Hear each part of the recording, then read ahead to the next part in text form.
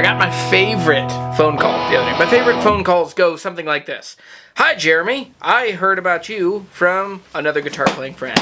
They said that you would like to buy my guitar, and I would like you to help me figure out what it's worth and make an offer for it and find a new home for it. This thing is pretty magnificent. I love Telecasters. This is a very cool 70s Telecaster. So we got to do a couple things with this. Number one, I want to figure out everything right with this thing, everything wrong with this, because there's a glaring. I'll just show you right now. Before I even ask you to subscribe, I'm going to show you that how gnarly and awful and gross somebody put a humbucker in a Tele. Now I know Bruce Springsteen's done it, but you know, Danny Gatton also did it. So anyway, to me it's sacrilegious. I don't like it. So let's do a lot of things to this. So I'm Jeremy. This is Guitar Hunter. Make sure you're subscribed. I chase down amazing cool guitars. I try to bring you along when I can. And so here's a cool Telecaster. We will hear it before and after because I'm going to try and swap this pickup out. I'm going to do a whole bunch in this video. Thanks for hanging out. Let's get into this thing. First, let's talk about exactly what this thing is, and we'll pull it apart and look at some parts and pieces.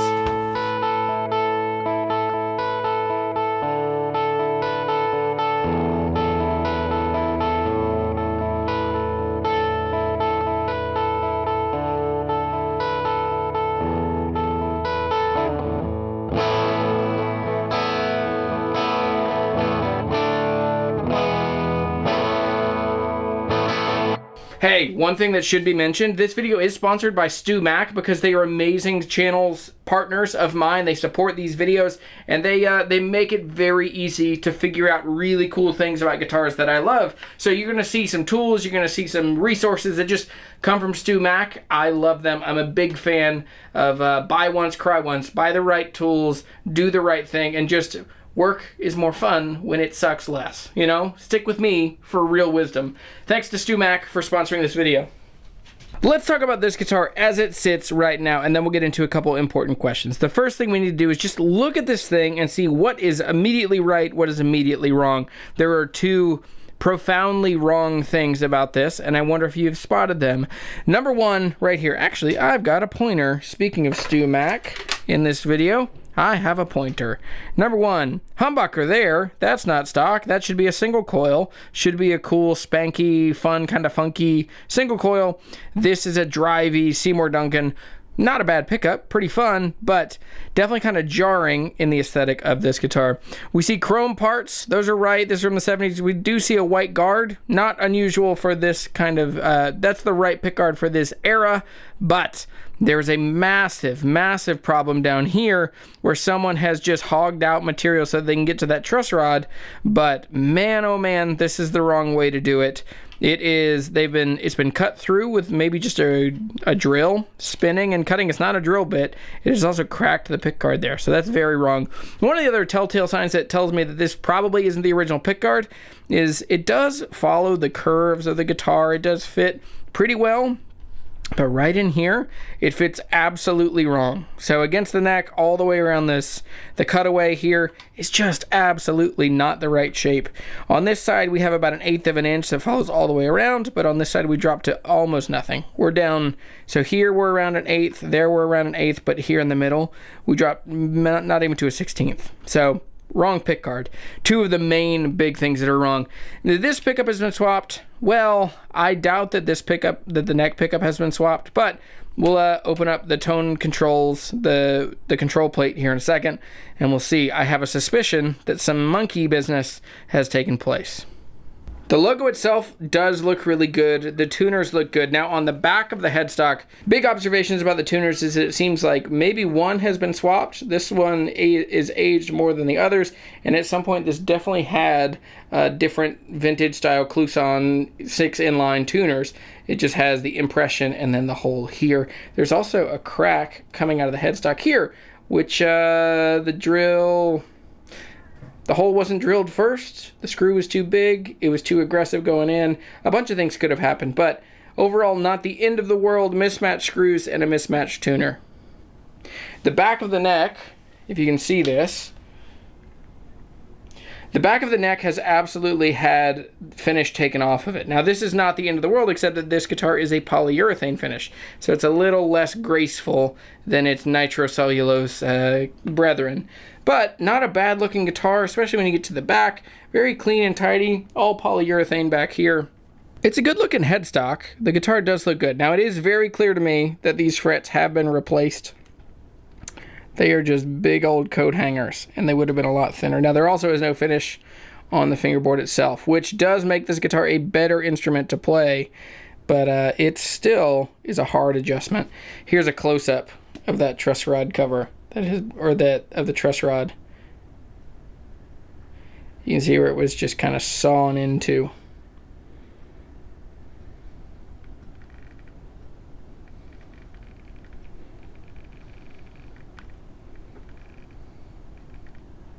The switch tip here, this definitely would have been a square one if it was in the 70s. So this guitar was probably just swapped out at some point to look a little more 50s. This guitar reminds me so much of my first and favorite guitar movie. This reminds me a lot of Crossroads with the white guard and the maple neck. I mean, this thing, it's so cool. That's a great movie. If you haven't watched it, definitely worth watching. Okay. We got to do the last thing. We got to look in the control plate here.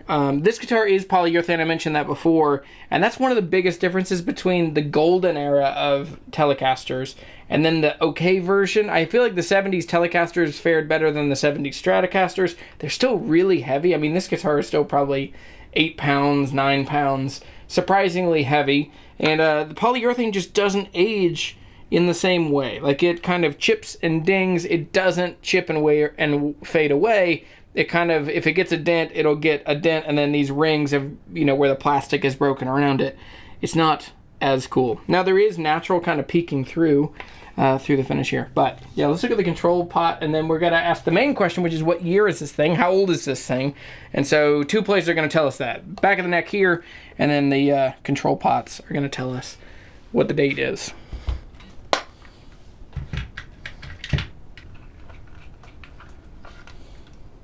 Oh boy, this tells us a lot. This pot has been swapped. This pot is probably original, but has a big, ugly hunk of solder on the top of it. The switch is original. It's an old wafer 3-way. Still works well. But a lot of monkeying has occurred with this. There's a cap here between the input and the output of the jack. There's just so much gunk, so much solder has been thrown on top of here. This also, this is a 1 meg. So this is a 1 meg. This is a 250K. So this thing has been changed and monkeyed with. I think the big thing is we just have to take out this humbucker out of the bridge. Let's keep looking. We'll flip this thing around. We'll look at the neck plate, and we'll date that code. 377640. Okay. So that puts this to 1972. That tracks with my suspicion and my guesses. So 1972 is what we're going to call this.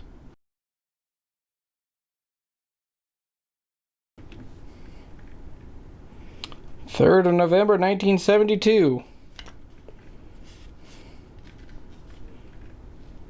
Just take a picture of that.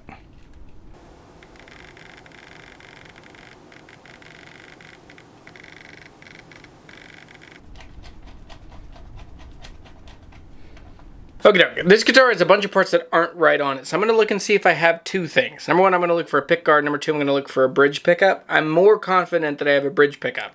So I got to go into the basement over here. If you watch the YouTube channel for a long time, you're going to recognize it. So let's go check out in the basement and see what we got.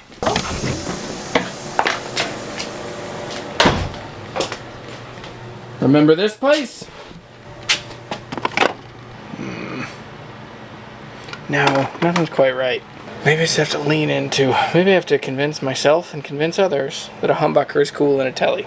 Or I've got a couple other aces up my sleeve. I feel like I have something. But I also definitely don't have a pick guard. So, alright, back at it.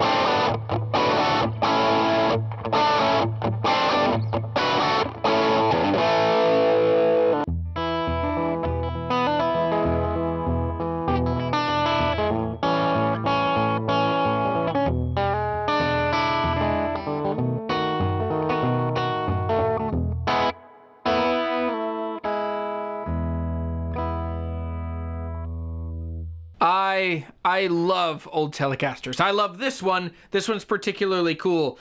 1972 Telecaster, polyurethane finish, and in the end, this guitar is probably worth somewhere between $4,000, $4,500, maybe not quite that much. That's my very optimistic take, is that it's going to be a $4,000 to $4,500.